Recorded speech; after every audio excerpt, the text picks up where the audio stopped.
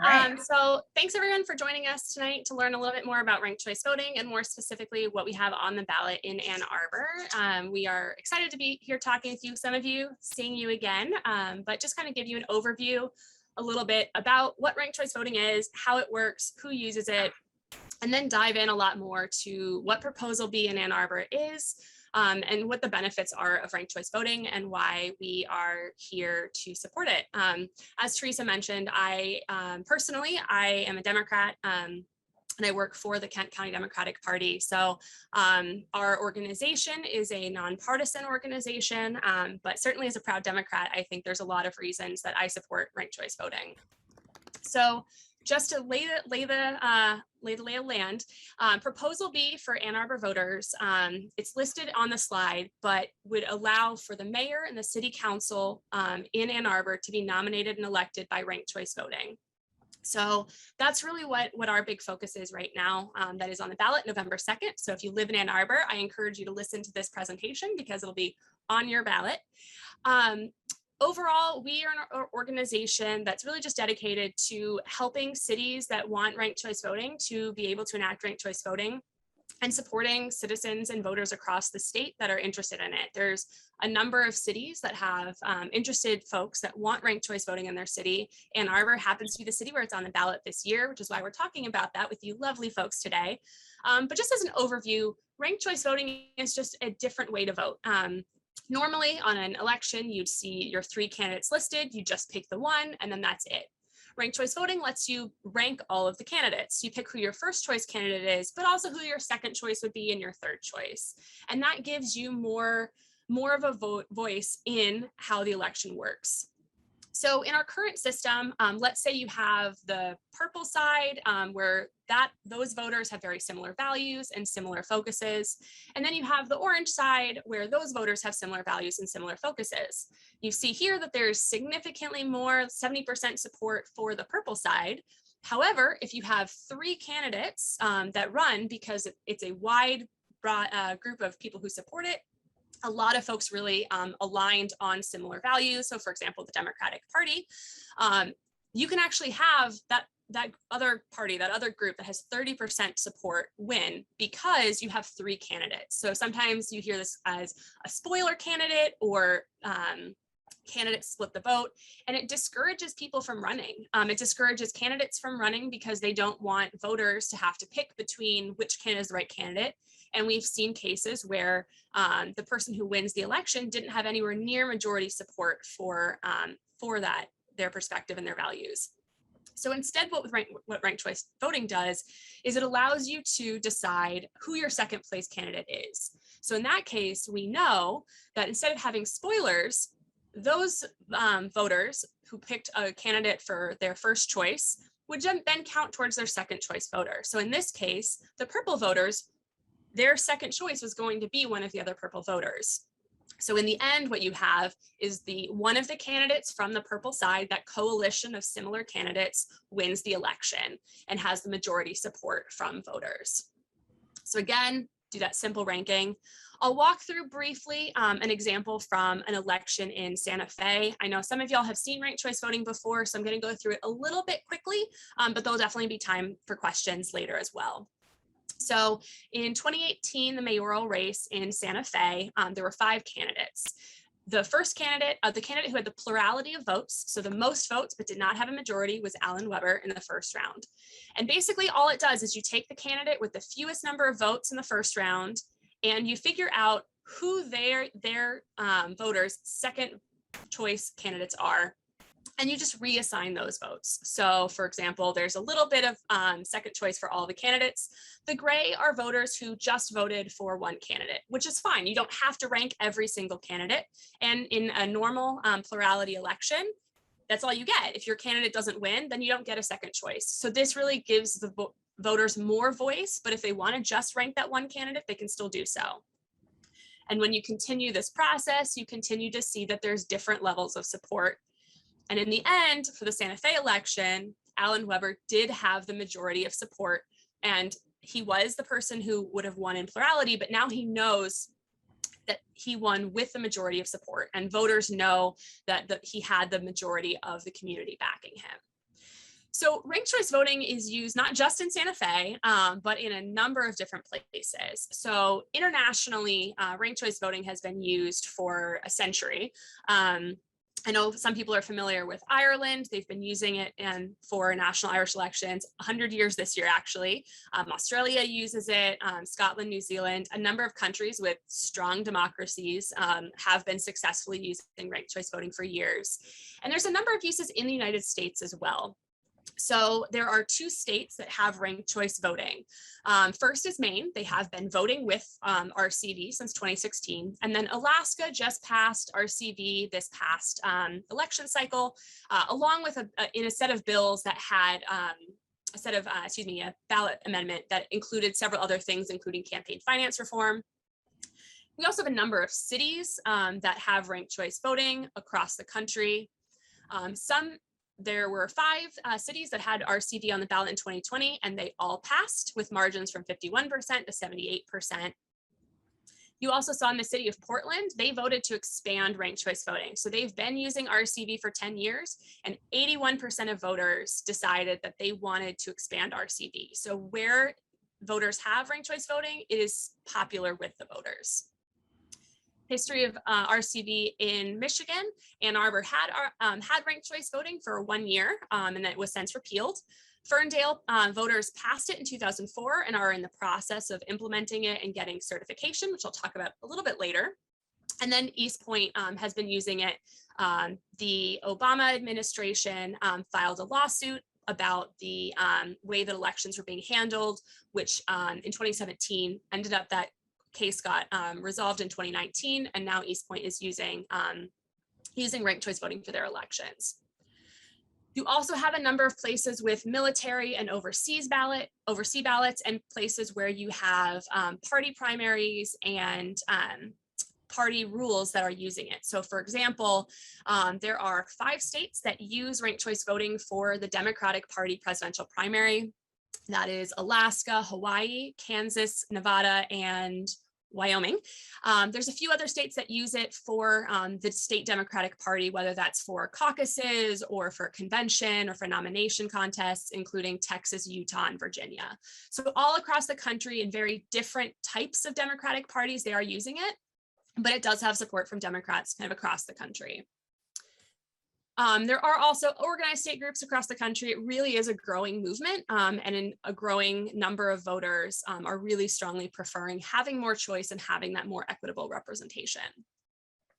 So to bring us back to kind of what we're here to talk about today, and what I guess is the most salient moment of the day is Proposal B in Ann Arbor. So again, going towards amending to allow for the mayor and city councils to be nominated and elected by ranked choice voting.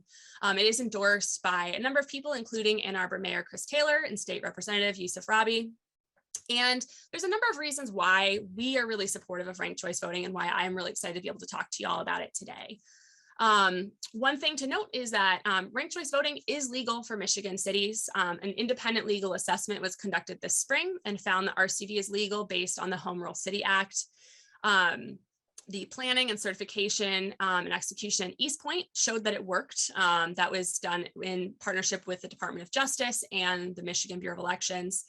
And we also have documentation through a FOIA request as part of the learning more about the East Point implementation that indicates that there are multiple lawyers for the Bureau of Elections who have also said that they believe that ranked choice voting is legal based on the Home Rule City Act. So East Point is a very specific implementation, a very aggressive timeline for one machine type. So we know there's more certification work to be done. And I know that some leaders in Ferndale are working with the Bureau of Election. We're helping to support them to be able to certify and run elections with ranked choice voting. Another question that we sometimes get is about ballot errors. Ballot errors are not higher with ranked choice voting. Typically, they lead to about 99.5% valid votes, and academic studies have found that elections with ranked choice voting does not lead to more ballot errors than elections without ranked choice voting. So I have some numbers about East Point in 2020, this past November, just to give kind of a better idea of what you're looking at when you see the ballot. So there were 18,000 total ballots cast, and there were about 4,000 inactive ballots, which is 23% of all ballots cast. So we went through and we looked at those 4,000 inactive ballots, and found that 93.5% of them were just left blank, which is something that we see in non-RCV races as well, especially for those lower profile, those local contests. In a presidential year, sometimes people will just vote for president and senator and not go all the way down the ballot. As anyone who organizes with the Democrats know, that is a challenge that we all face in every county across the country. But that is one of the main things we saw here. About 5.6% of those inactive ballots they only ranked invalid write-in candidates. So as y'all may be aware, there's a specific process you have to follow to have write-in candidates be valid, which was not followed there. And then the ones that were kind of the actual ballot errors, 0.5% of those 4,000, they overvoted in the first round, which means they listed like 2 people first.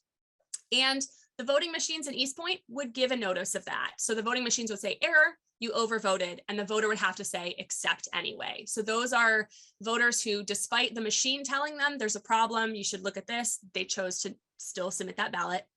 And then there's about 0.3% of those 4,000 inactive ballots where they skipped the first rankings. They ranked people 3rd or 4th, but did not rank the 1st and 2nd places, which those are the ballot errors. Those are ballots that did not count. And of the 18,000 total voters, that was 11 ballots. So that's 0.06% of total votes where they may not be aware that they had that error. And that's 0.16% of total votes that were ballot errors. Again, the majority of those were alerted by the voting machine. So Proposal B in Ann Arbor, we are really supporting it for a few main reasons. The first is that it strengthens our democracy. When voters are able to vote with ranked choice voting, it gives a lot more flexibility to them. It eliminates that spoiler effect we talked about, where candidates run and then get accused of being a spoiler because they're similar to another candidate and kind of split those votes.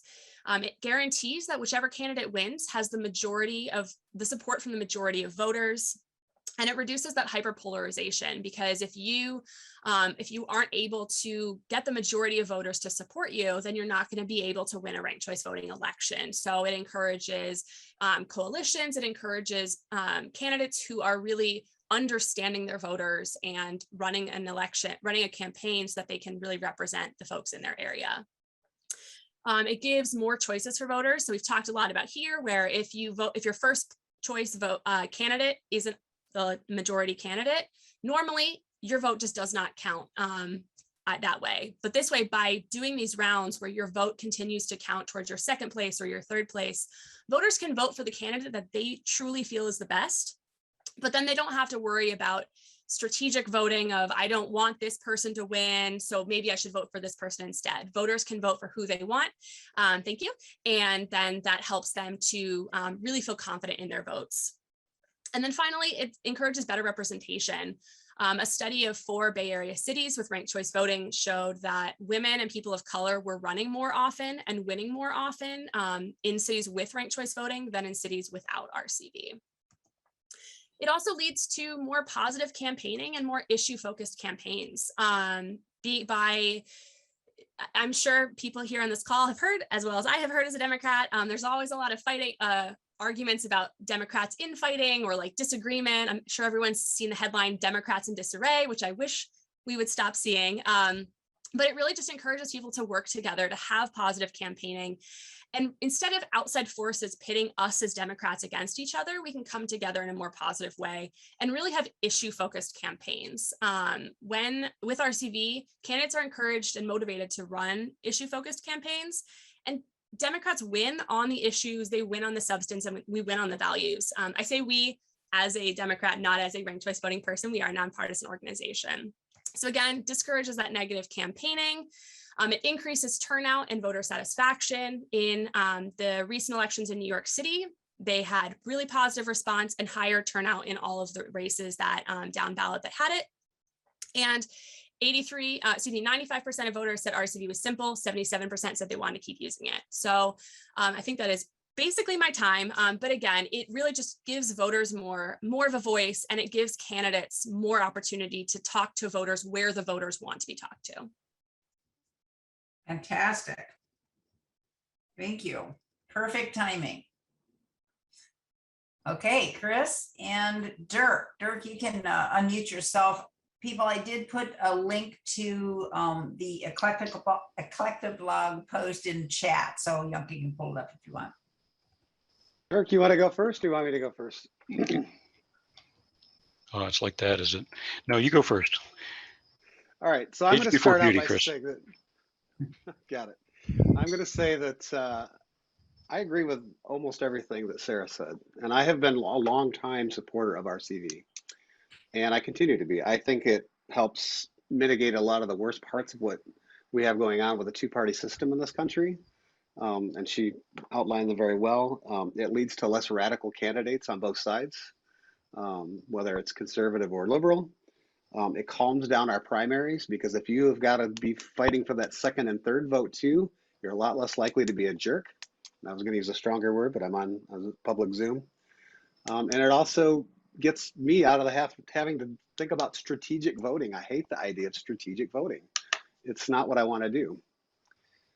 What I'm going to talk to you about today is not at the local level. And I know that that's not 100% what this is about, but there is a move afoot to do this for statewide. And it may even be a ballot proposal in 2022 to make this a statewide thing in Michigan. And it's a terrible, terrible idea. And I'm going to show you why. So there's some assumptions made, in this analysis that I presented in my piece, and that is that I gotta go to the assumptions. So there are multiple different parties that show up on the ballot every time. There's the Green Party and the Workers' World Party, the communists, and they typically, if they're going to vote for a partisan person, it's going to be for a Democrat. They don't generally vote for Republicans. And then in addition to the Republican Party, we have the Constitution Party, the Libertarian Party, the Natural Law Party, America's Party, and American Solidarity Party. I'm convinced that most of those are Koch brothers funded efforts, quite frankly.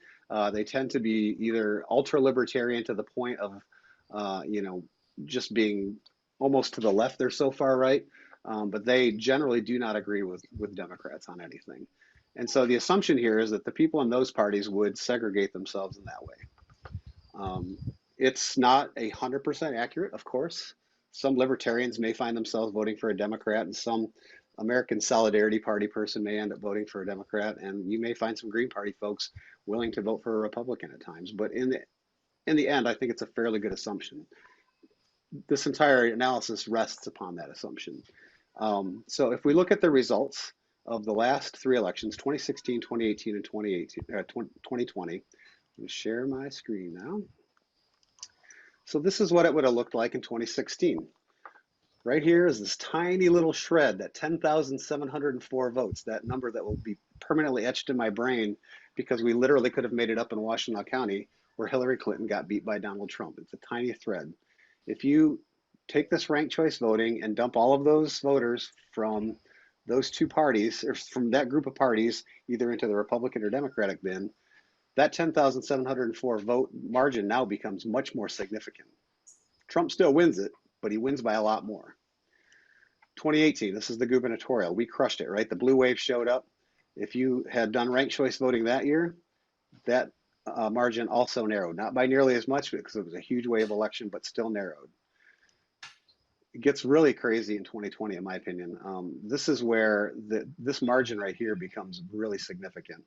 And I say that, and just one more chart. So this is the total increase by percent of vote. Republicans always get more votes. If you look at the last three statewide elections, they consistently get more votes if we go to ranked choice voting. And then these are the actual numbers. So I'll stop sharing there.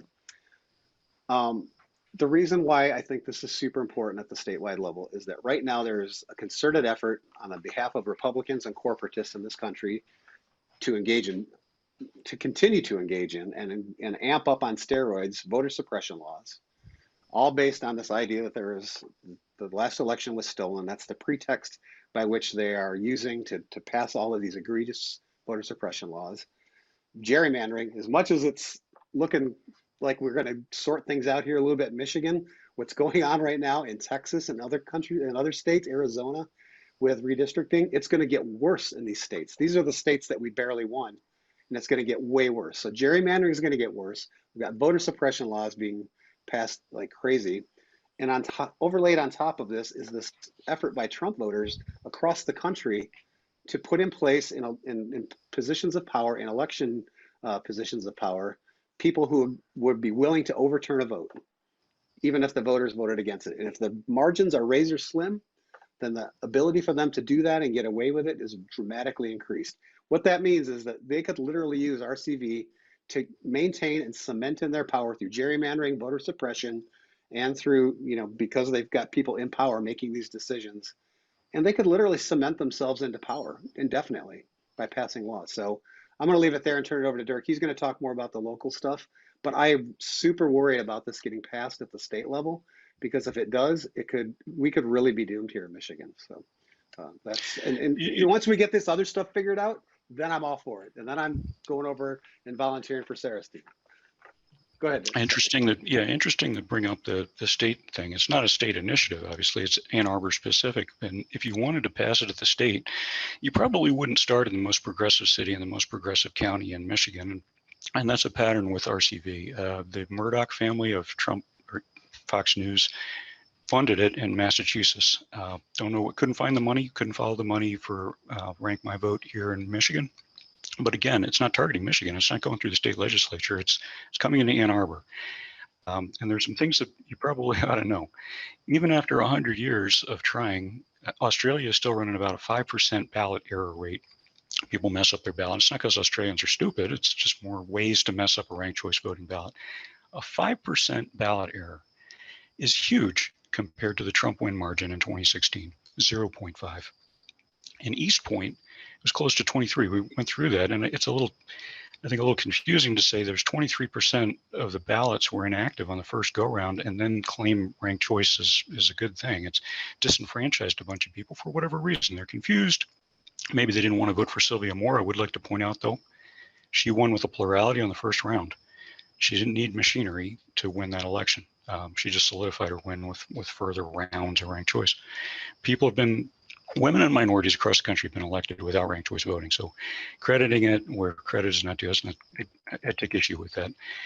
More importantly, though, and Chris talked about this a little bit, the real problem with our elections these days is not how we count the votes. It's that there's this big team that claims elections are rigged, that everything is about they've been robbed of something, that it's a system that they cannot win ever because we cheat. That's the real problem we have with elections. And if we don't face that, change the machinery on a low turnout election like this to favor a second party, because let's face it, in Ann Arbor, it's a one-party town. Ranked choice voting is going to enable more Republicans. To me, if we wanted more moderate Republicans running, I think the Murdoch family funding this could help that immediately by toning it down on Fox News instead of forcing ranked choice voting into progressive areas like Massachusetts and Virginia. It's a closing issue. I'm losing train of thought here, but Pat Colbeck specifically attacked Ann Arbor during his testimony on the big lie. Ranked choice voting is going to make that worse, not better. So I'll drop some links in here. The last time we went through this 50 years ago, the majority party eliminated ranked choice voting when they didn't get their way in an election. They attacked the election, dragged it out for a year. There was a recount, and Mayor Wheeler lost the re-election. Running a charter amendment on a low turnout election is just, it looks bad. And if we're really serious about ranked choice voting in a broader scale, not just in progressive land, we wouldn't be starting here. We'd be starting in a purple city or even out in Trump land, out in Emmett County or something, or I'm sorry, Emmett Township. Hopefully it makes sense. I'll drop a bunch of links to what I just said in the chat. And regarding the legality of it, I'll let the lawyers figure that out. Lansing City Attorney quoted specific laws he was concerned about when he pulled it off the ballot, and the ballot language we'll be voting on in Ann Arbor pretty much implies it may not be legal because it says when allowed by state law, I think is the wording. So that concludes my concerns. Back to the moderator. Thanks. Okay. Chris, do you want to add anything to Dirk's comments? No, I think I'm good with it. I don't live in Ann Arbor. I don't get to vote on this. So, and I'm not, my point was not to address the local stuff. I think you could make a compelling argument either way. But I do think that I know for a fact that there is a major group considering this for statewide ballot in 2022, and that they have a lot of money.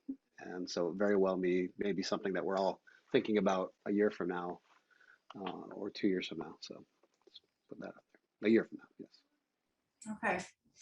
Sarah and Lisa, do you want to respond to Dirk's concerns and Chris's concerns? Yes, we do. Thank you very much. It's great to be here. And thanks very much, Sarah, for kicking us off really, really well. Chris, I'm really glad to hear you say that the assumption that your argument about the statewide possibilities, that the assumption that you base that on is the assumption that Libertarian votes, which are the most significant because they have the largest constituency, and then the other little handful of conservative parties would all go to Republicans. That assumption is wrong. We actually have data about this.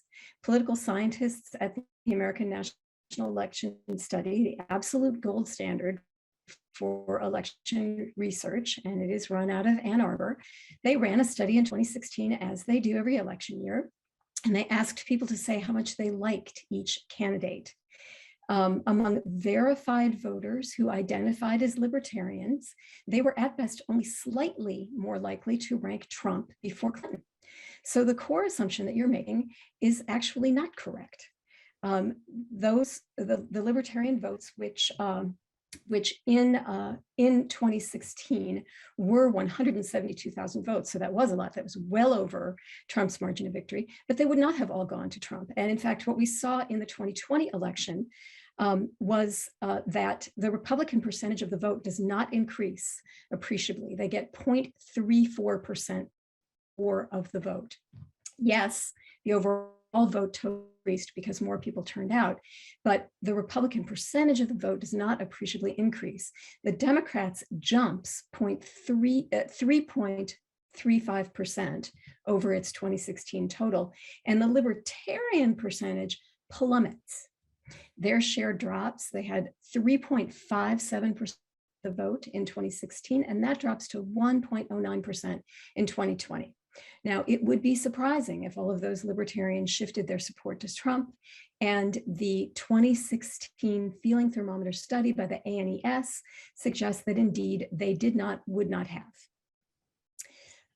So one of the strongest arguments for ranked choice voting is that it's a reform with bipartisan appeal. And I think it does a real disservice to make it sound like it's a Trump or Trumpist conspiracy. And if Sarah, if you can share your screen again and show us the Murdocks slide that you have, if you still have screen sharing permission, that would be great. So just to talk about that concern, if you Google James and Catherine Murdoch for 10 minutes, you will find that they have buffed the conservative part of their family. They donate exclusively to nonpartisan and Democratic-leaning causes, which ranked choice voting is one of them. A summary of their contributions from the 2020 election cycle is that they contributed $20 million to Biden and another $7 million to Democratic candidates who were running against Trump candidates. They have contributed over $38 million to PACs supporting voting rights.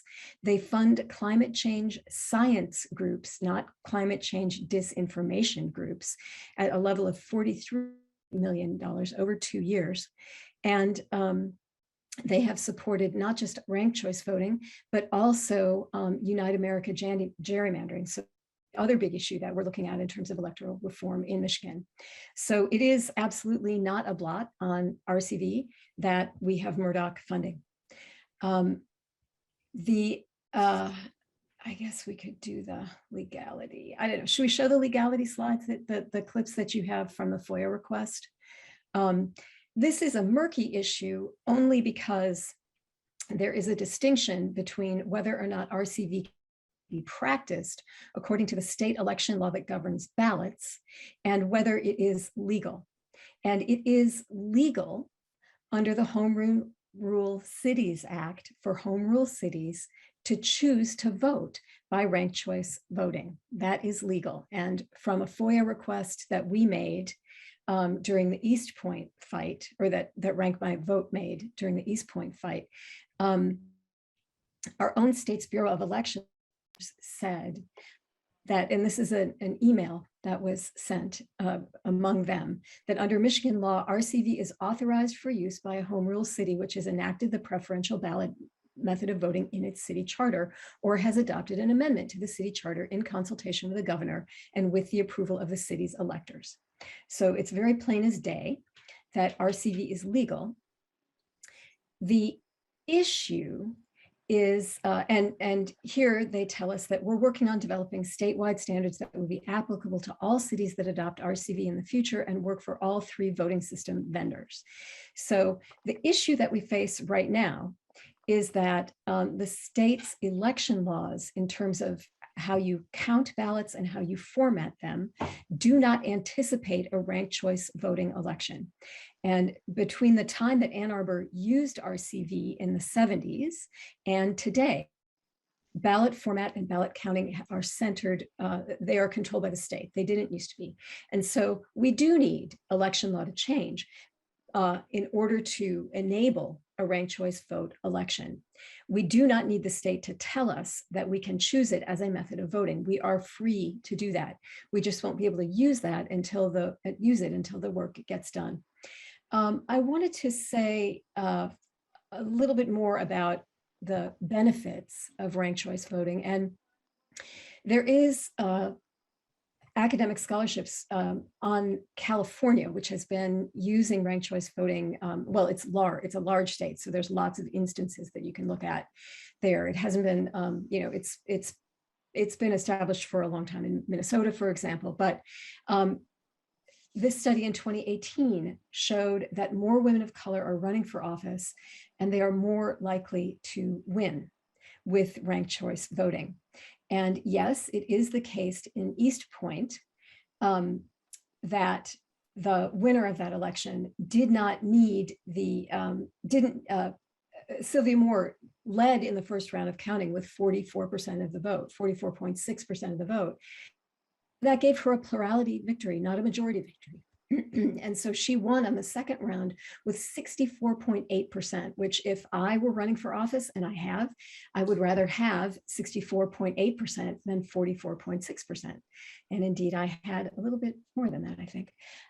So we want to win with large majorities. We don't want to win a plurality election. We want to be able to say that the voters have coalesced behind us, and our current party system does not allow that to happen.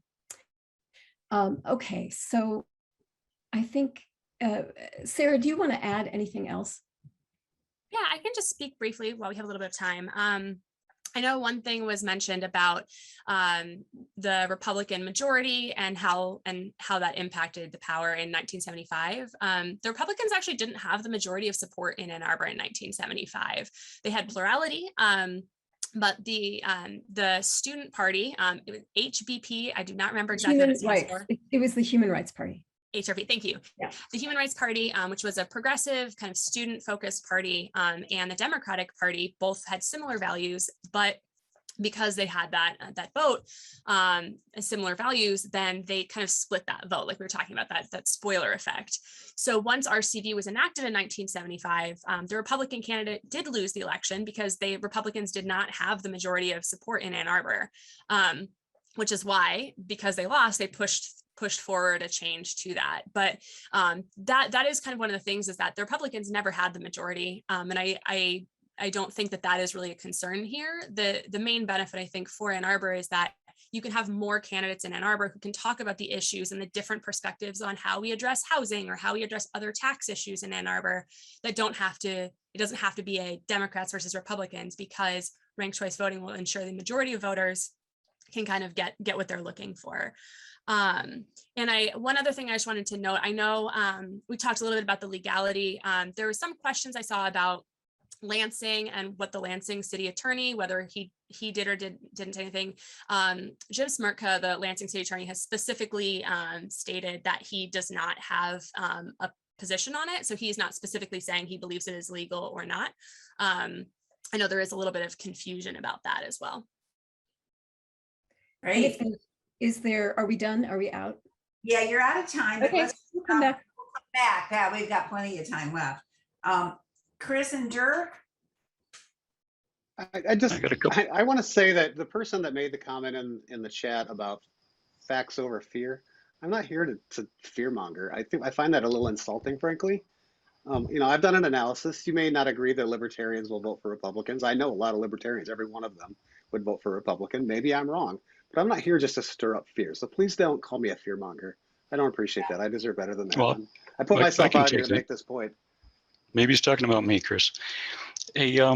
So I didn't hear any response to making a charter amendment on a confusing progressive election reform in a known low turnout election, which is exactly how it was eliminated last time. So if we could get some feedback on that, and I thank you for the Murdoch analysis. I was aware they were the liberal branch of the Fox family.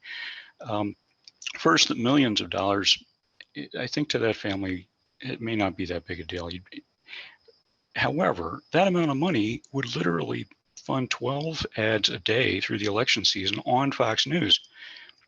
So if RCV is really about breeding a more moderate candidate, the Murdoch family has done more to disrupt and divide our country than this money would take to fix it. They could have used their influence with their family members. They could have just spent the money on Fox ads saying, my dad's lying.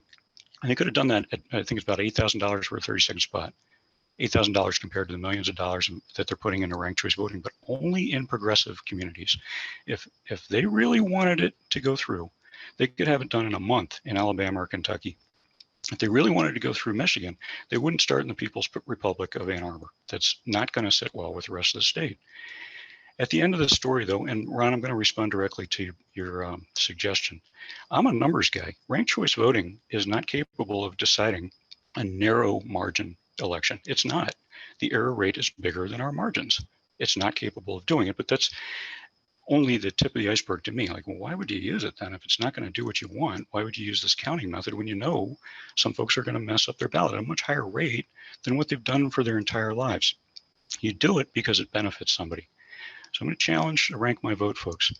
Show me your donors. It's not fear, it's just numbers. If I see folks on one side pushing it into specific communities, that looks like a coordinated strategy to me.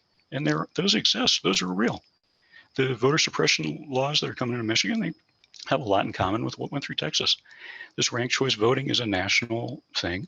Somebody's pushing it. Just expose your donors. Again, though, in terms of the Murdochs, if they really wanted to fix something, I think they could talk to Dad, and they could have spent millions of dollars on TV ads instead of spending millions of dollars to push this election reform. Hope that makes sense. Chris, you guys have some time left. Do you want to say anything? Add anything to that? I feel like I've made my case. Okay. All right. There's a couple I'd things. like to yield my time to the question about why put a confusing charter amendment on a low turnout election. Okay, I would like to respond to a couple things that came up in the chat, and I will respond to that question as well. So I was asked, yes, I am the person who brought this up on council this year. I've been advocating for it in Ann Arbor for a couple of years. And I've been interested in and following ranked choice voting for about 15 years because I came to Ann Arbor from Minneapolis. And Minneapolis achieved ranked choice voting a few years after I left, actually, or almost immediately, actually, after I left. And I've been a donor to, to Fair Vote Minnesota and to Rank My Vote. So I've been a donor for years and years to Fair Vote Minnesota, and I'm currently a donor to Rank My Vote. I'm happy to come out about that. I don't know the rest of our donors, maybe they'd like to speak too. And to me, just as I saw it would be valuable in Minneapolis, which is a one-party Democratic town, I think the same benefits hold here in Ann Arbor. Right now, there's a lot of maneuvering that goes on around who's going to run in the primary that I think shouldn't happen. I think that we should be able to have a DSA-leaning Democrat and a moderate Democrat and a progressive Democrat all running in the Democratic primary, and we shouldn't have fear about them splitting the vote and throwing the the primary to a conservative Democrat, for example. That has happened before, that has been known to happen. It happened, well, I won't say, but in any case, you can look at the record on that. And I don't think that sitting council members or anyone else should be telling people to step back or go forward because we're really behind you. I think the voters should decide that. And I also think that in Ann Arbor, as in Minneapolis, there are many flavors of Democrat, and I would like to see more of that represented in our political system. And I think many Democrats in town would like that too. I'd also like to see it easier for people who are independents to get elected. It's really hard now, but if you ran as an independent in November, your constituents would not be afraid of ranking you first because they could always have that second choice that would get activated if you didn't have enough votes behind you. And who knows, maybe you build momentum over election cycles. I think all that is really healthy for democracy. I think it's healthy democratic competition. Why this is being put forward in a low turnout election? Well, we initially thought that there would be a couple of other things on the ballot that might bring more turnout. We didn't want to put it forward in a year where it's going to get completely overshadowed and drowned out by a very contentious midterm, which is what it looks like things are shaping up to be. Well, that's all I'm going to say about that. Sarah, do you want to add anything? Yeah, I can note on a couple of key points while we have a minute. In terms of the Murdoch family, I do not personally know them and can't speak to why they choose to give to causes versus trying to fight their family. So I really can't speak to that. I understand your concern, and I agree it is a significant amount of money, but we're not working on campaign finance reform right now, so I really can't speak to that. In terms of the ballot error, I know there's kind of two specific things. One, the 5% ballot error rate in Australia. There are 5% of ballots in Australia that are spoiled. However, a very key difference between voting in Australia and voting in Michigan is in Australia, it is mandatory to vote and it is mandatory to rank all of the candidates. So there's been research that shows that there are a number of voters, the majority of that 5%, that intentionally spoil their ballots, intentionally overvote as a protest because they do not want to either pay the fine for not voting, but they also don't want to have to vote. So that's something that we've seen as well. And in terms of that inactive percentage, I just want to reiterate what I showed in my slides, which is that, again, any election has drop off down ballot. In some elections, it's up to like 25, 27%, fewer votes for the down ballot races than for the higher ballot races. Which in East Point 2020 presidential year, it's not surprising that there's a number of people that just chose not to vote at all in one of the city council elections. There were only about 0.5% of actual errors on the ballot, which is similar to what you see in non-RCV elections. And I know the third point that you brought up, Dirk, was about transparency for who donates to Rank My Vote, and we are happy to provide that. We have about 260, a little bit over that, donors in Michigan who have given. We started as a 501c3 organization, and really we're focused on just educating across the state. We have a separate ballot question committee, which is what is supporting the Ann Arbor campaign.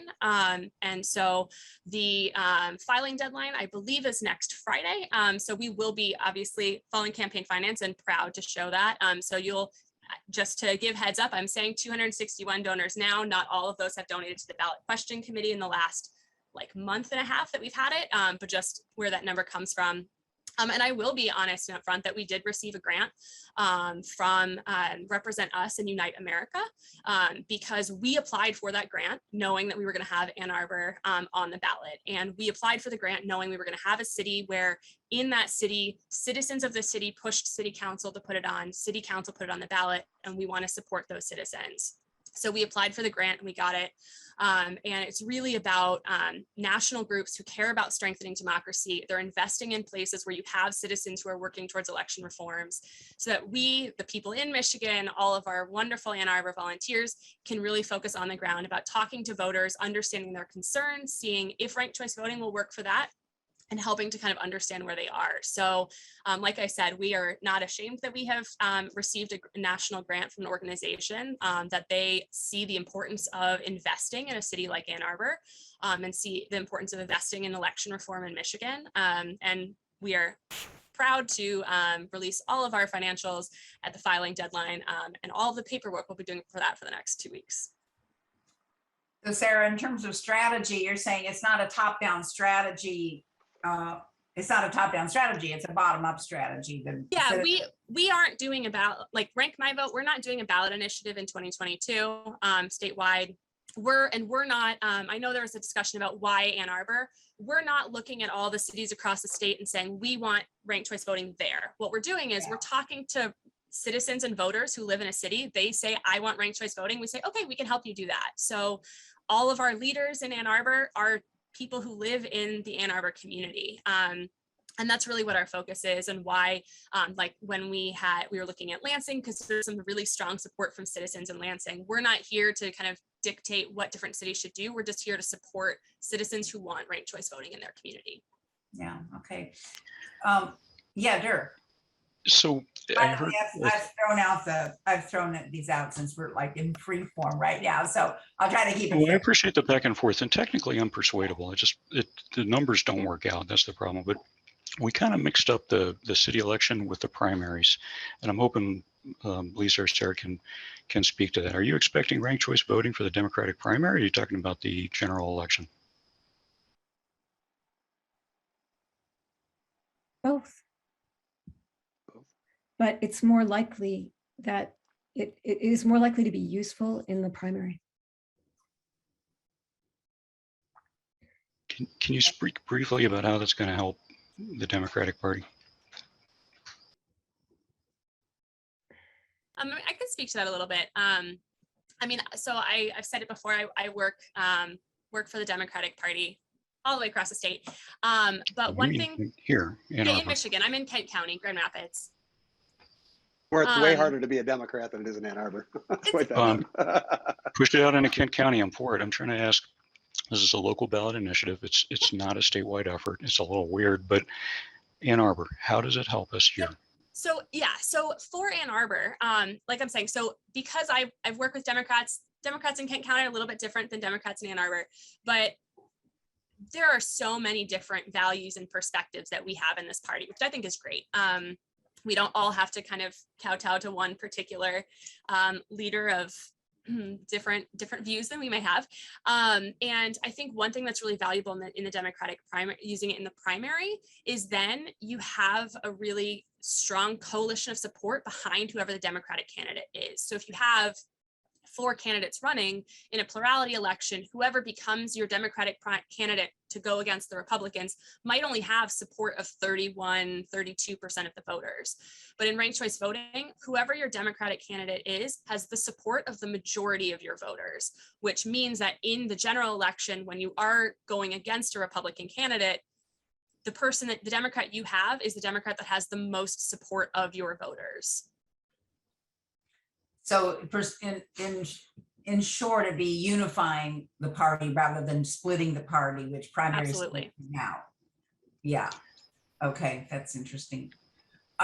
Dirk, did you have a follow-up to that? Because I have a question about, it seems to me that a heart of the issue is Chris's claim, or his analysis that the libertarians and other parties that are sometimes so far right they're almost left would break Republican, and Lisa's contention that they wouldn't break Republican. That's really the nub in a statewide scenario, right? So how do we have actual data on these? And Lisa, maybe you presented it, but if you did, I'm sorry I missed it. Yes, that is what I cited, was data from the American National Electoral. I've put a link to the article that I was talking about in the chat, and and just for those of you who don't like to follow links, it's an article by Pothoff and Munger in American Politics Research, which came out in 2021. So my takeaway is that for the general election, ranked choice voting is a strong way to get second or third party candidates a viable chance. Not a viable chance, because let's say you not in Ann Arbor necessarily, but I mean in general.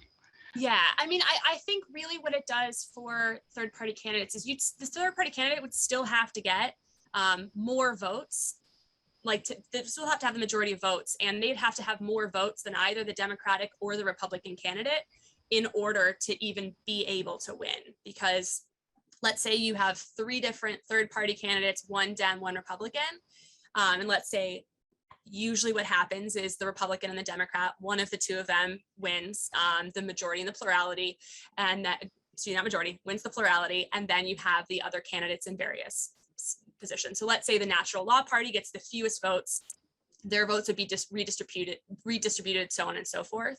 So for a third party to truly like win the election, you'd have to have that third party have more votes either at the outset or after you're down to just the Democrats, the Republicans, and a particular third party to be able to have more votes than either the Democrats or the Republicans for that party's votes to be redistributed, if that makes sense. So I think one of the benefits for third party candidates or for third party voters is that they can vote how they truly feel, and then they can also vote for what is more aligned. So I know like 2016, for example, there are so many discussions under the Democratic tent about voters who were upset at who the Democratic candidate was, who decided to vote for a third party candidate. The like Libertarian vote share in 2016 more than doubled and then has kind of plummeted back down afterwards. You saw a higher number of votes for other third party candidates in 2016. And some of that might be not wanting to vote for Hillary Clinton, but also not wanting to vote for Donald Trump, where in a ranked choice voting situation, if those voters are truly, they can vote who they want to vote for without being accused of wasting their vote or spoiling the vote, and then can still have their second vote be that kind of more strategic vote. Larry, you've been making comments in chat. Do you want to speak up? I'm not sure how brief I could be. I have mixed feelings, and as an election official, I am obviously I'm much involved in the process, and I have arguments with a lot of the things that have been said so far, although some of those have been corrected. I was going to point out that Australia does have compulsory voting, and so it's not really comparable. I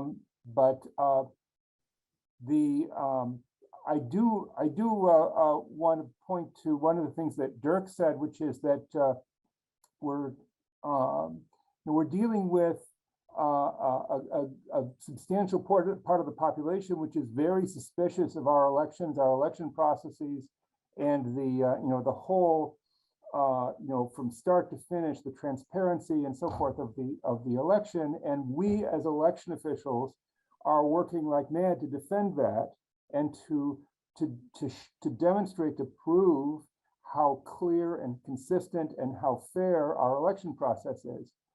Throwing RCV into it makes it enormously more complicated.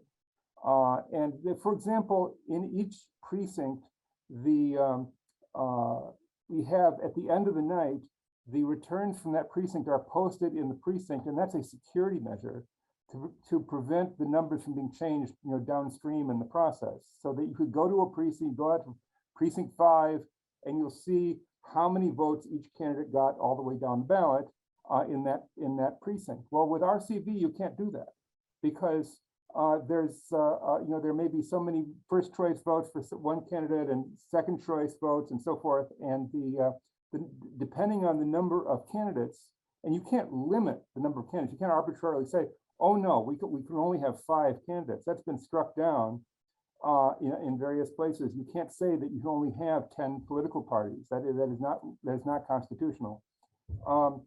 That the more candidates you have, that multiplies the number of categories of how many, for example, there are 10 first choice votes for this candidate and 5 second choice votes and 3 third, and there's thousands of different combinations. You can't possibly post all of that on the in the door in a polling precinct, and that could create a lot of issues with, again, trying to demonstrate that it's an open and fair and transparent process. That's one concern that I have, and the other one, I'm obviously I'm very interested in election reform, and I have been an advocate in the past of RCV.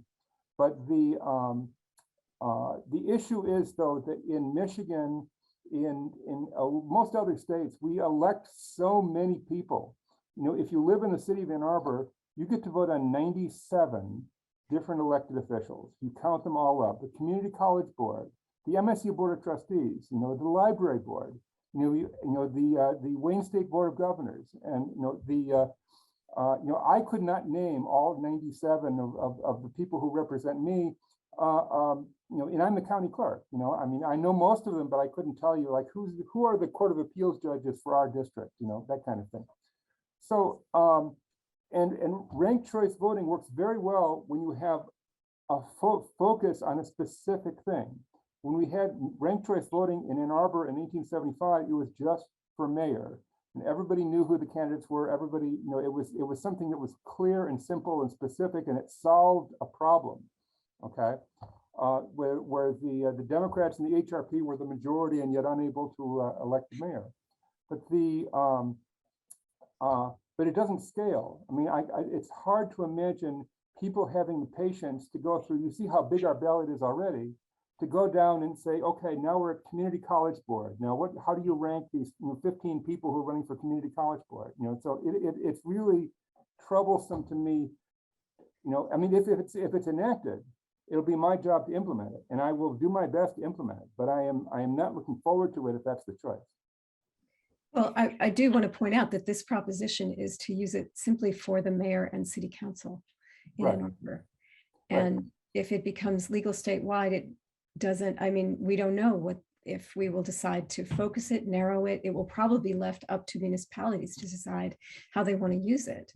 And many places nationwide use it for mayor, city council, school board, but not across the board, because it is a method of voting that does require people to be more informed than a simple binary choice does. And so it is not, I agree with you that it is not reasonable to use it in races where it's hard not to be a low information voter. So I don't anticipate that you would be seeing it in all, what is it, 94, did you say, races? 97, but yes, but I just meant that if ranked choice voting is a system that would revolutionize politics and make everything better, you'd think it would be applied to everything. And the answer is it can't. It doesn't scale. I think part of that is the reason that you'll see ranked choice voting kind of being implemented in some races than others is just letting voters learn more about how it works, and letting voters kind of see what it works for them and what it works for that they don't like. And I know definitely from an implementation perspective, there's obviously a lot that goes into it. When we've talked a little bit briefly, I think, about East Point and all the different things that the Bureau of Elections worked on with the Department of Justice, with the city of East Point to enact kind of in a quick time frame. But all three of the different voting tabulators that we use in the state of Michigan can be programmed to do ranked choice voting. And there is software that can be used for that as well. So they didn't have to hand count or anything. I know there was a little bit of media about that, right? When they did it with that, when they have to hand count, there's software that does it. And that's really what the current discussion is with the Bureau of Elections, is just making sure that they do all the testing and the certification, just kind of working through those steps to make it as easy as possible for election officials. Let me just say also one other thing. I have a friend who is a citizen of Ireland, who lives in Ireland and is involved in politics there. And she thinks very highly of the system that they have in Ireland. And it's done all by hand. And it's done basically where the votes are cast, and they're cast, the only thing on the ballot is the member of their parliament. They have a different word for it, but they're basically their parliament. And so all the ballots for a particular district are basically centralized in one building, one place, and everybody gets together and they sort out the ballots. And the ballots only have to be sorted once because you only have one office on the ballot. And then they're basically, they count the piles, and then they say, okay, this pile has to feel it, so we'll redistribute it. And they do it all by hand, and it works out rather quickly and rather well. Like I said, with overlapping state Senate districts, state rep districts, congressional districts, county commission districts, and so forth, that would be impossible here. There are just too many things. We ask so much of our voters as it is, with such an extremely long ballot in this state and in most other states, to say, Okay, now we're looking at your county commissioner, who's your state rep. I mean, again, it's asking a lot for them to know anything, let alone knowing enough to say, yeah, I think this person is slightly better than that one. Or if you have people running, let's say you have a slate of people running for school board, and you have 3 people running as a slate who have similar ideas, and you go down there and you say, okay, I'll rank them 1, 2, 3. Well, you've just given the number 1 person a huge advantage over the number 3 person. So it's not, it becomes impossible to run people, as a slate in that kind of situation. Yeah, and I know one thing we've seen is a lot often what will happen with ranked choice voting in the United States. Like you said, Ireland is a very different system. It is very curious. Is implementing it for just a couple races. So for Ann Arbor, we're just talking about the mayoral and the city council races. And then if voters like it, if voters want to, slowly expanding it. So we saw that in Maine, for example. The city of Portland, Maine, had it for a couple races in 2010. Used it for about a decade, and then voters voted to expand its use to a couple more offices, I believe, with 81% support. So it's one of those things that what we've seen across the country, and what we're talking about right now in Michigan is starting with kind of one basic level, seeing how it goes in terms of like, do voters feel comfortable with it? Do they want more? We have evidence that they will feel comfortable with it because every ranked choice voting thing that we have voter satisfaction data on, voters have liked ranked choice voting. It's been expanded. I think it was like 93% voters said that they enjoyed it in, or 73% of voters in New York City liked it on the first time. So I definitely understand your concerns. And I think it's definitely not necessarily for every single race on those big years with the long ballots, but certainly bringing it to some of the high level offices and then seeing how voters feel about it. I have less objection to it if it's not going to be used for everything. I have a couple of questions to follow up from Larry, and one's about implementation. Following up on that, Janet Cannon put in the chat a while ago about recounts. How do recounts work in an RCV system? And then Larry, you had said early opening your comments that the Australian system is different and doesn't apply here, and I'd like you to, I think that's what I heard you say, and I'd like you to expand on that or just clarify. Sarah had already brought that point up, so maybe she can clarify. I think that was addressed, that in Australia the voting is compulsory and many people scribble on their ballots. Right, it's 100%. The 5% participation, but you got to compare to something, right? I got it. If we can't compare to Australia, then maybe we can compare to East Point. But East Point's error rate on the ballots was even higher. Well, so the error rate in East Point was 0.5%. There were no, you're breaking it down. There were 23% inactive ballots on the first round, and by the end, it was about a third. Yeah, but inactive ballots are different than ballot error because we'd have to also then look at a non-RCV election. What percent of people didn't vote for that city council race? And you can selectively benchmark and cherry pick the answer. There's a lot of elections, like Larry pointed out, but that's a pretty large number of people that didn't vote, and that's exactly what happened in 2016, right? We had 70,000 top of the ticket blanks in Detroit on a win margin of 10,704, like Chris pointed out. So if Australia's no good, that's okay. I mean, I understand. My point was that they've been doing it for 100 years, and this is still what they've got. What's the basis of comparison? How much error? Because I'm a numbers guy. How much error, or how much longer at the polls do we need, like Larry pointed out? What should we expect? Because that's the trade-off.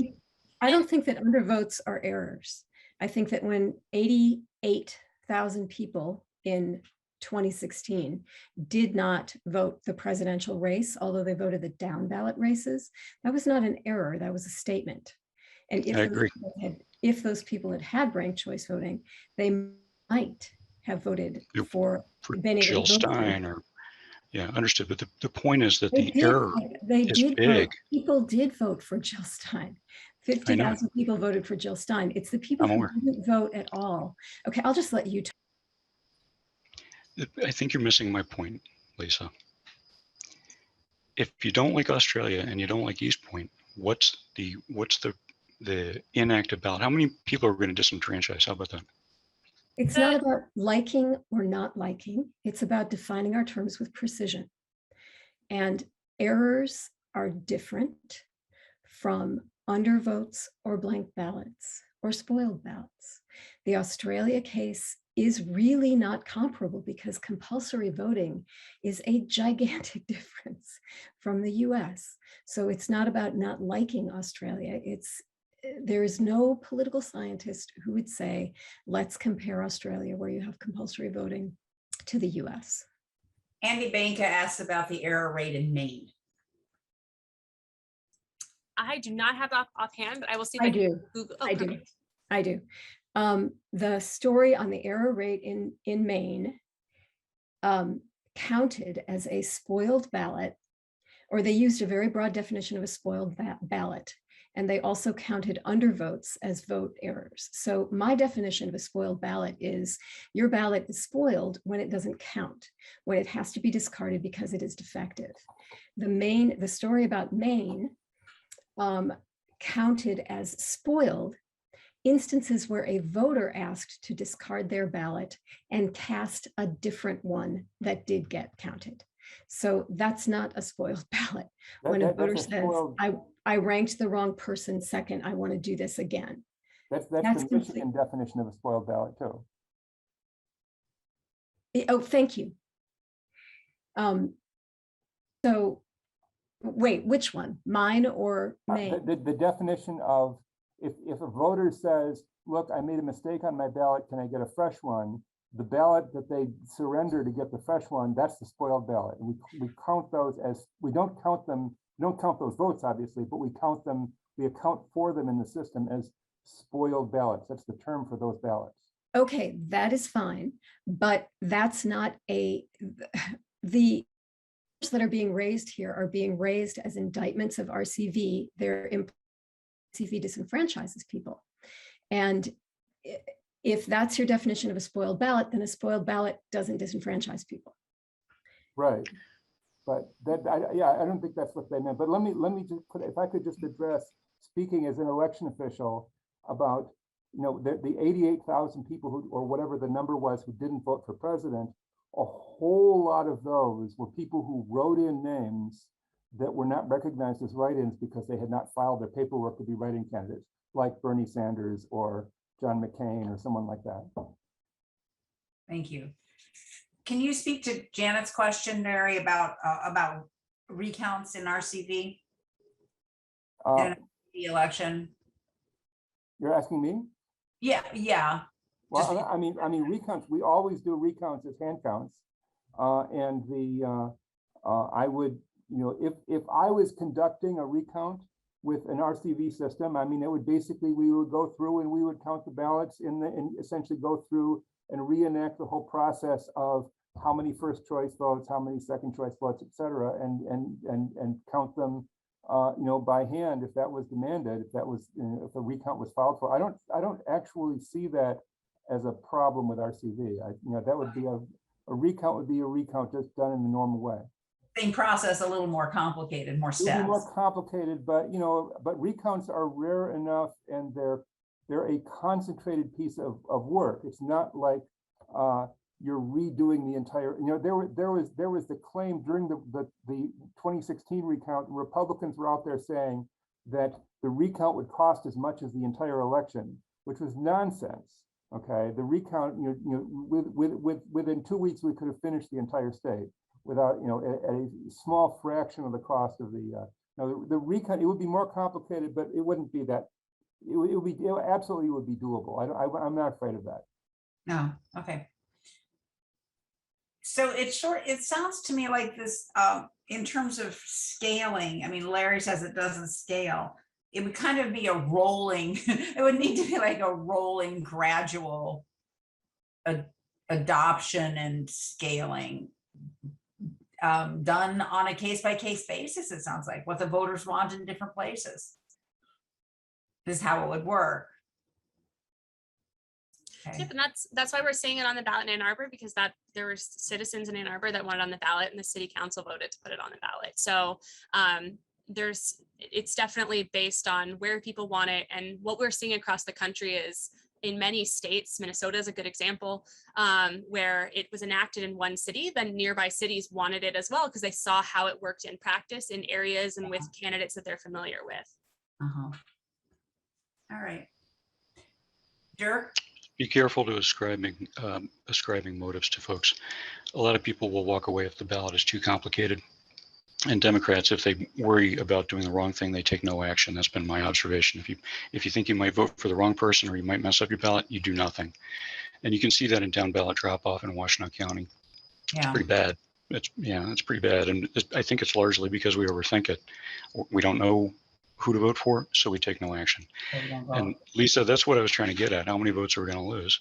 We need an estimate of that before we implement some kind of new confusing system via chart amendment. Hope that makes sense.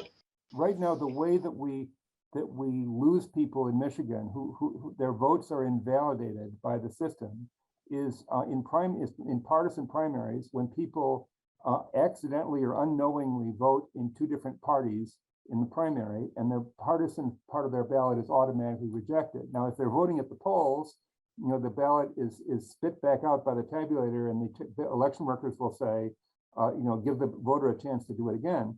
But increasingly, people are voting absentee, and they never get a chance to have their ballot be examined and rejected or accepted by the machine. They're not there when it happens, and so the absentee ballot counting board workers have no choice but to hit the override button and have the nonpartisan part of the ballot only counted.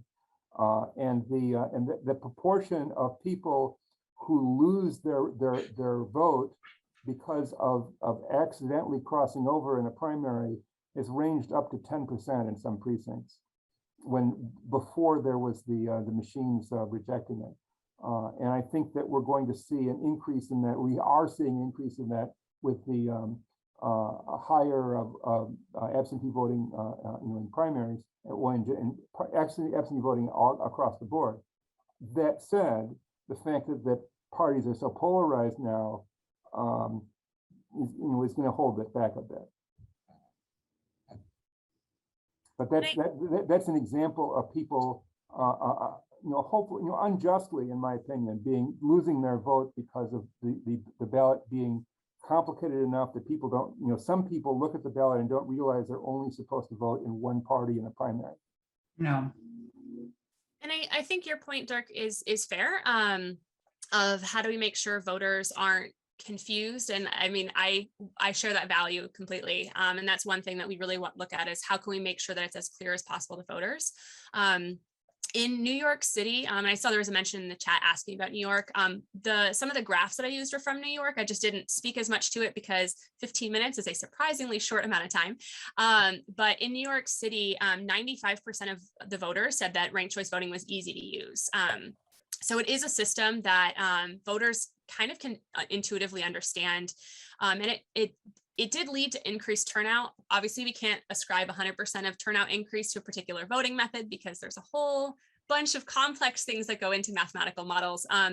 But voter turnout was the highest it has been in New York City for the Democratic primary since 1989. It actually was, I think, double in 2021 as it was in 2017. So, and it went even in the down ballot races. I think it was comptroller and public advocate were kind of two of the least exciting races on the ballot, although every race is exciting, as we know.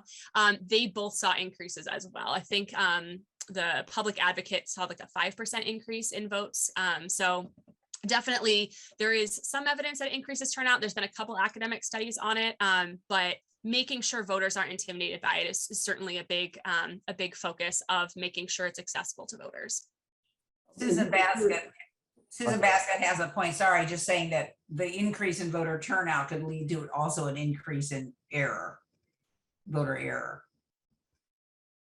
Yeah, and I'm not sure the exact error rate for the New York City election. To be honest, I did not pull that number up, but every ranked choice voting election has seen pretty similar error rates of like true errors of a problem with the ballot, so that ballot was not counted, not it wasn't submitted or they didn't vote in that race, is about 0.5%, which is pretty comparable to non-RCV races. I don't know the percentage of what ballots were spoiled or who didn't vote for particular races offhand, unfortunately.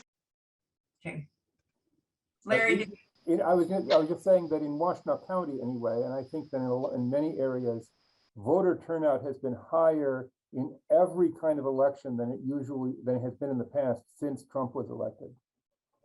mhm. I mean, that people have become, I think, more aware, more political, more, and so even in like school millage elections and special elections and so forth, in every type of election has seen an increase, and that's specifically related to the political conditions we're in now. Yeah.